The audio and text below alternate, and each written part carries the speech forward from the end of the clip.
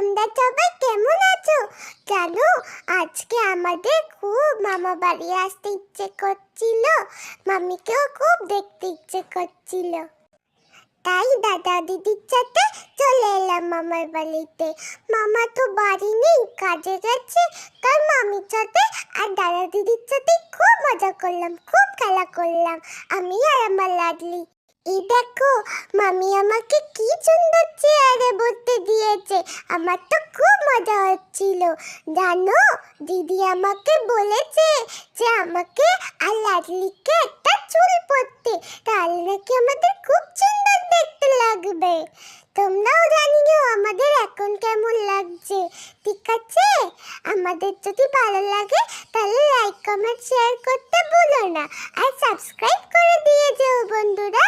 আবার দেখা হবে নেক্সট টাইম।